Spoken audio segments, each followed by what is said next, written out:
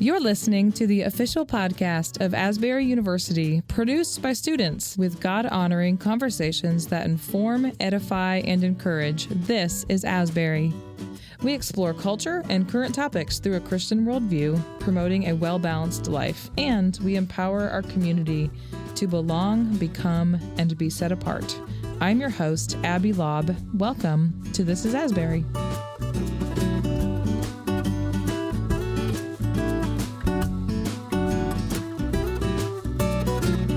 Welcome to the Asbury podcast. I'm joined in the studio today with Dr. Laura Dryjanska. Welcome. Thank you. Thank you for being here. So it's National Human Trafficking Prevention Month. And can you talk a little bit about yourself and how your work relates to this month? Yes, of course. I am a professor of psychology. I have recently moved to Wilmore, Kentucky to specifically work at Asbury University at the Department of Psychology. We will also be launching a minor in human trafficking studies. What I do here at Asbury, of course, I teach psychology courses, but the one that I feel passionate about and I deeply care for is a class on the topic of human trafficking. It's from a psychological perspective since I'm a psychologist, but of course this is the strong relationship to the National Human Trafficking Prevention Month in January. Yeah, Yes. definitely.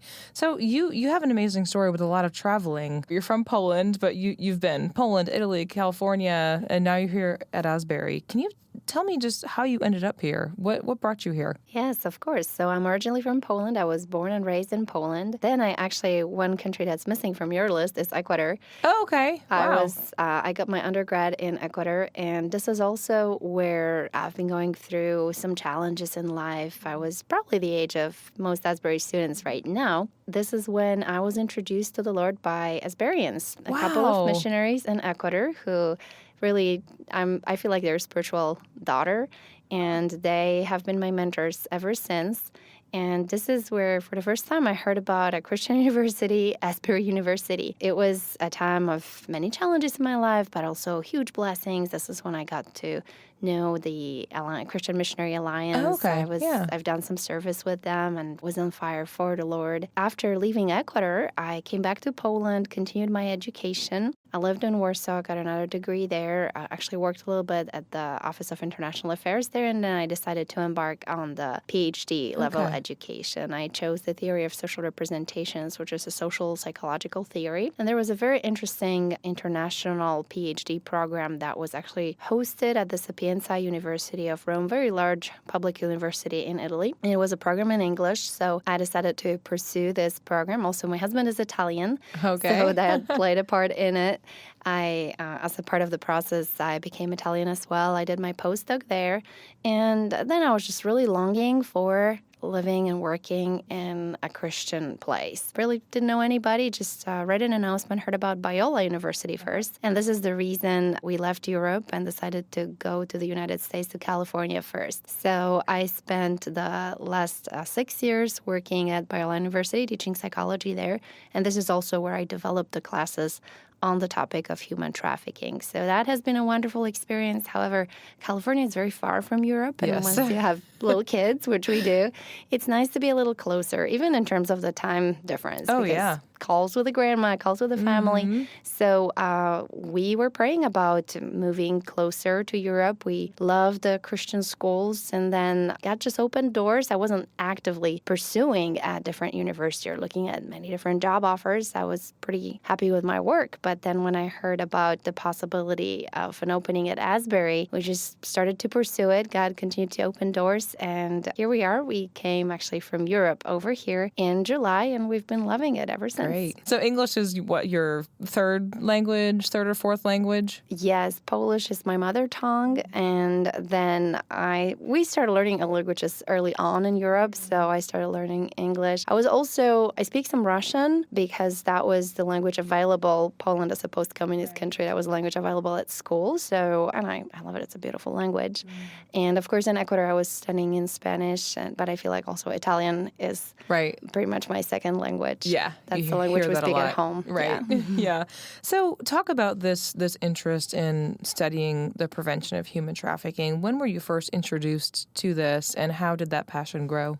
Yes, that was about 2012, 2013 when I was almost just done with my doctoral dissertation, and that was in Rome, Italy. I was very close to a missionary. She was living there. She was my mentor. And again, it was God opening the doors. She told me about her outreach to women exploited in prostitution on the streets of Rome. Many of them were from Eastern Europe, so countries like Romania, Ukraine, sometimes Poland too. So, because of Russian, which we've mentioned, it was easier for me to communicate with them. And she's just asked, would you come, translate a little bit, pray with the women? And this is kind of how everything started. I became very interested in the topic, felt that burden for them and all the trauma that they had to deal with. And I just realized that oftentimes it's not what we initially think, that those psychological bonding and those psychological way of just manipulating a person, brainwashing, it can be so much stronger than,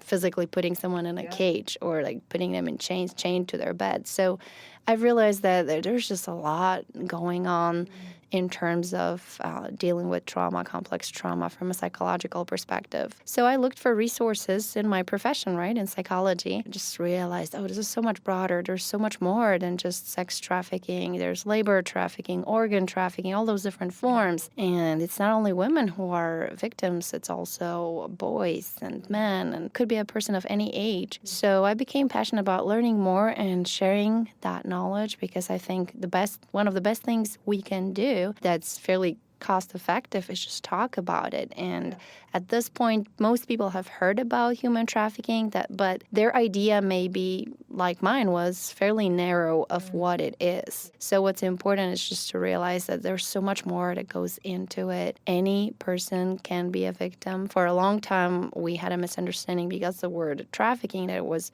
foreign nationals brought to the United States. But I think by today, most people know, no, actually the majority of victims that we have as identified victims here in the U.S. are from the U.S. I think there are a lot of misconceptions, and I think from what I've learned about trafficking, it's some of these people, especially if there's maybe a woman who's stuck in a sex trafficking ring, it's almost like she could be living a double life sometimes, and you just don't know. Like, we've heard that from some people where they were, by all outside appearances, you wouldn't necessarily be able to tell unless you really got to know her. So are there other elements of trafficking that many people don't know or wouldn't consider? Yeah, that's very true. So I think you touched on something really important. I had a student at Biola who had the experience of being trafficked by her boyfriend. She was from a functional home, and that was while she was attending school. So she was at school, and then she loved music. She would tell her parents, no, I'm just going to my music classes, or I'm going to give some classes, which would give her some extra money. But her boyfriend, during that time, he was forcing her into sex trafficking, into exploitation and prostitution. At times, right now, I'm actually working on a chapter with Dr. Seiden, who's a renowned expert on human trafficking. And a very sad part is that we have what we call familial trafficking, which is when family members or caregivers exploit their children. Usually here in the U.S., it is in prostitution or pornography, oftentimes related to drug addiction as well. So that's something that definitely is happening in the U.S., is happening in Kentucky as well, and very sad to think about. But many of us think, home, that should be the safe place. We take a child or the victim away from this big, bad, ugly guy, but what do you do if it is happening in the family? Was there an increase in this, during lockdowns or things during COVID? Did you see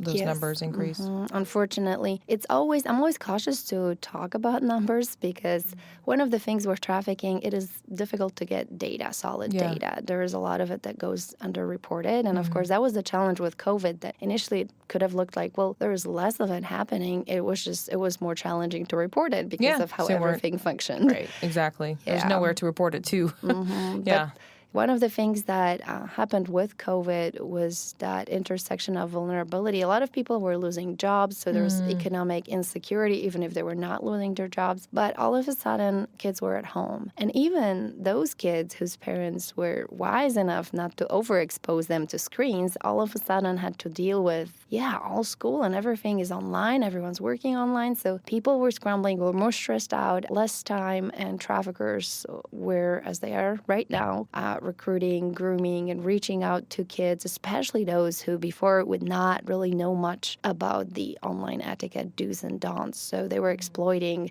social media, trying to connect with vulnerable children, especially, or under 18 teenagers. And a lot more trafficking continued to happen. Of course, services for victims. I've actually done some research with survivors of trafficking, and many of them were saying if they were exploited during COVID, it was almost impossible to get services that they needed. There's a lot you need that really cannot be handled online. So it was just, loneliness. Well, and then the trafficking itself can also happen strictly online. Yes. So there's just so many avenues. Do you think trafficking has become more prevalent? You talked about it's hard to put numbers on it. Do you think just as a society, is there more of it going on, or is it just that there's better reporting? I'm afraid that there is more of it going on. And as you said, COVID happening, we are only now starting to notice and be attentive to things like, yes, boys or men being victims of trafficking, labor trafficking. A lot of it is very prevalent in the times of when, just the financial situation, there's insecurity. Also, illegal migration plays a part in it. It's much, much easier to exploit someone who does not have the right paperwork, does not hold their own passport, comes from a different culture, doesn't understand what are their rights here. So I think there's a lot of trafficking going on. Is there anything that's causing this to be on the rise? You mentioned COVID. You mentioned a few of those things. Anything else that you would point to? Yeah, I think we need to think about our society in general and where we're headed, even in spiritual terms. So one thing is values, right? Like values in society. And of course, from a Christian perspective, it's between virtues and vices. So one of the reasons, especially greed, there is an enormous amount of money that trafficking can, and actually enormous amounts of money that trafficking is moving. It's a very quickly growing business. So one of the ways in which social psychological perspective that I like to take, I think it's helpful in this case, it is dehumanization. It is depriving a person of their personhood, dignity, the fact that they were made in the image of God, and just treating them as an object that you can sell, that you can pass on, or as an animal that you can exploit. Of course, you don't want it to get way too sick, but you want to get out of it as much as you can. So there's that sense of a person is becoming an it. And they're being branded, they're being passed on from one trafficker to another. But recent information that just last week and the Anti-Trafficking Prevention Day, kind of a meeting sponsored by the Kentucky Human Trafficking Task Force, the detective in charge was sharing with us that here in Kentucky, it could be a matter of $6,000 per day that one person, young person, could bring to the trafficker. And it's just this ongoing exploitation. So I think that's how Satan works. Once people start getting this, let's say, easy money, it's actually less, there's less risk than with trafficking drugs or weapons, because those are moved around and sold and that's it. But the exploitation of a person just continues. So how does artificial intelligence, if at all, have any impact on trafficking? Because there's so many questions around AI. Does that play into this conversation at all? Yes, absolutely, it does. One of the things, as you've mentioned, we can basically create this online persona who can pretend or really seem to be a real person. I like to think about artificial intelligence as just anything that God gave us, let's say money, right? It can be used for good or it can be used for evil. And same thing with artificial intelligence. So a fake online persona, artificial intelligence can help trafficker reach out to a lot of kids who are out there on the internet, on the social media, help them create fake pictures, fake online persona to start a relationship with them, to sort of groom them into trafficking. But on the other hand, there's also organizations, of course, working with government and armed forces, doing that on the opposite end. So there's an interesting startup company in Georgia that creates those online personas that are kids trying to lure traffickers, and it works. Traffickers believe that those are real children. They try to make contact with that child, and then police shows up, right? Yeah. So there's a way also kind of how this may work. For a positive outcome. Right. For a positive outcome. Thank you. Yeah. A couple things that you said really just resonated with me. One of the key things is don't give your kids access to social media or unfettered access to technology as a whole, because like you're saying, there are predators. Are there any other big takeaways that you would offer to parents or educators or mentors? What can we do to help slow this down just in our daily lives? phones, technology, they're so precious to teenagers. Yes. Right? So if you take away a phone from a teenager, many of them would be able to do or would be willing to do a lot to get a new phone. Yeah. So that's something traffickers are using too. Oh, wow. So it's not as simple as take away their phones for a week or for a month. Right. They're going to find a way to get it, and it probably will not be a way that we're happy with. Oh, yeah. That's a good point. That's the scary part there. Relationships, traffickers target kids that are vulnerable. What does it mean? Of course, you may think about socioeconomic status, dysfunctional families. If there's drug addiction, abuse in the family, of course, those are the first ones. But even for those who seem to be doing fine, but maybe, not such a strong network of relationships, I'm not saying about having a lot of friends, dozens of friends, that doesn't help. Although, of course, it's much better than being totally lonely. But a few meaningful relationships, the relationship of trust, the sense of you love them no matter what, you don't agree with everything that they do. Something I'm trying to instill in my 5-year-old already. You can tell mommy whatever. I will not be mad. You just have to tell me the truth. It is the way that Satan works or lies. This is the way that traffickers work. The first thing they want to do, this is our secret. Let's make it just our own relationship. Don't ever mention it to anybody. And that's exactly what works. Yeah, that's a huge red flag you have to teach your children. If anyone ever says this, run away as fast as you can. Yes. Yeah. As Christians, how do we approach trafficking prevention? You touched on this before. It's like the further in society that we get away from God, you lose human dignity. You lose the idea that a human is valuable simply because they are a human created in the image of God. So what should Christians be doing as we approach this? Yeah, I feel like really living and continuing to build that sense of community, meaningful relationships. We're pretty good at having programs and Bible studies, and they're all great, but sometimes it's like, I kind of know those people, but I just walk into the same room every week, walk out. We're not really building meaningful relationships and a sense of trust where we can really lean on one another. I think this is one of the best weapons. We need to talk. We need to talk about things like sexual abuse. Oftentimes, the challenge with human trafficking is that so many victims remain not identified because they don't self-identify as victims or survivors of human trafficking. They think that's just the way it is. They may be coming from homes, like Sundays they're at church, during the week they're at school. But there's abuse and there's familial trafficking going on at their homes. They're just not allowed to talk about it. And they might not even realize that that's what's happening to them. They're thinking, that's just what happens. Normal. That's how our family works. So I think the more we can talk to people, be connected.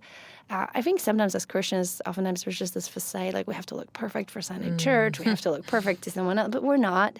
So the more we can talk about it, I just safely assume oftentimes, if I were to speak in chapel, it's likely there are some survivors of human trafficking. They may know it, they may not know it, or people have met survivors of human trafficking. We just don't really maybe sometimes talk about it enough or don't create those safe spaces where we can. So I think that would be crucial. And just talking about trafficking, for me, it's a part of publishing. We're working on a book right now involving people from different disciplines, including a colleague from Asbury, from here, Dr. Robin Lim. We're writing about specifically human trafficking and artificial intelligence. Oh, so it wow. makes sense to make all of us come together. When is that book coming out? I'd love to read that. The plan is to have it released by August next year. Okay, so great. It's a pretty short timeline. Yeah. That's when there's an important anti-trafficking event happening in Washington, D.C. So we want to be ready for that. But the fun part for me is that we're working with a lot of authors from Italy as well. It will be published by a publisher from Italy. Asbury has